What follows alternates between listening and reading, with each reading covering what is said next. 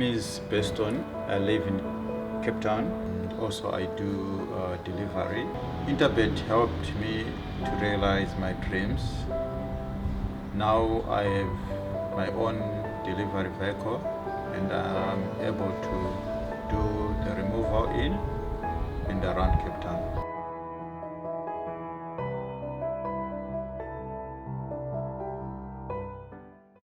Race 5 in the card. The first leg of Jackpot 2 goes at 5 minutes past 3. It's a fillies and mares 76 handicap over 1,400 metres. To my way of thinking, probably the second most difficult race on the card ahead of the last race, which we'll get to later on, which I think is the toughest of the day. This is an MR76 handicap for fillies and mares 1,400 metres. We're going to show you a rerun of number 7, Bitcoin Baby, when winning on the 17th of June, and then we're going to hear from Mark Dixon, Michael Roberts, and Garth Puller. Clear. Bitcoin Baby's now heard the call, and that's the one who's starting to put it together. Willow Creek's gone out the back door, and Bitcoin Baby burst through at the 250-metre marker. The apple of my eye is running on, but it's number 8, Bitcoin Baby, with a healthy 3-length advantage. Bitcoin Baby extends the gallop to win it. The apple of my eye second, very close between Lady Canton and Miss Paget for the minor spots. There's been quite a few photos for the minor positions Dream, today. yeah, no, very temperamental filly. Cole gets on with her well, you know. Yeah, she's drawn one. I think the 14 on the grass will really suit her, so I'm very hopeful, and I'm looking forward to the run on Sunday. Yes, good draw. You know, a lot of weight to carry, but she's well, and I expect a much better run from her. Hugs in R5, she's doing well. Last time was on the poly, this is on the grass.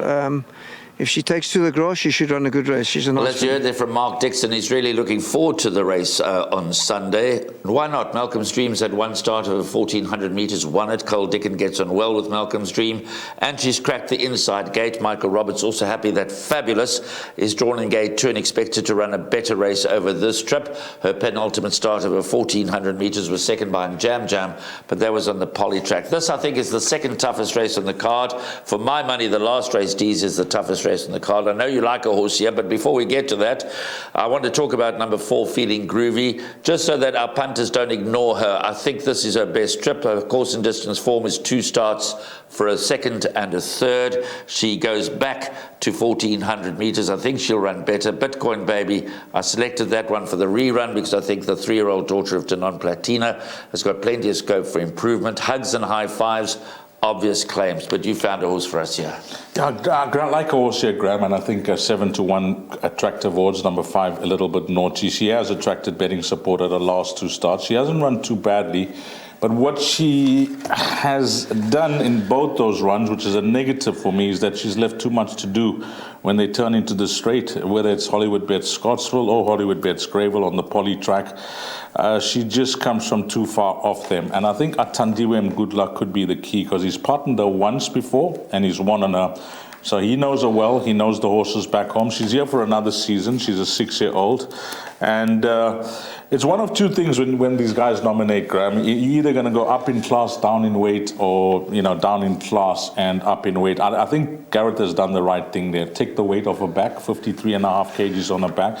Even though she's taking on stronger, she's got the weight advantage. She has won over the course and distance.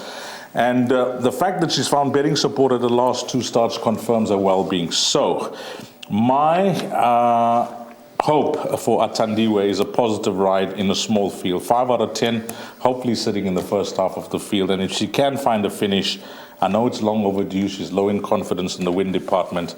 It looks like the right type of field. So I think 7-1 is an attractive price.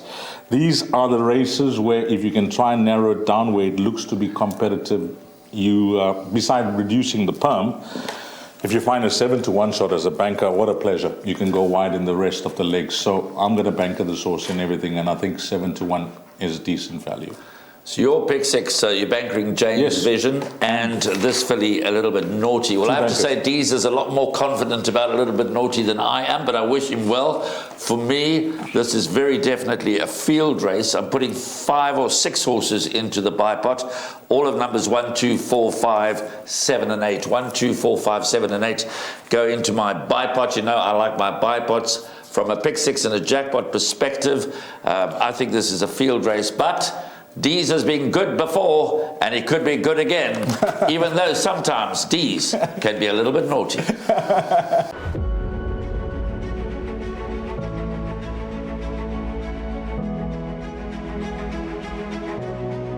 It's good fun. Days like these are great. You get the whole industry together, and to have, you know, companies and corporations like Interbet and Cape Racing who are so generous with sort of time and energy into making a day like this possible is it's fantastic for everyone.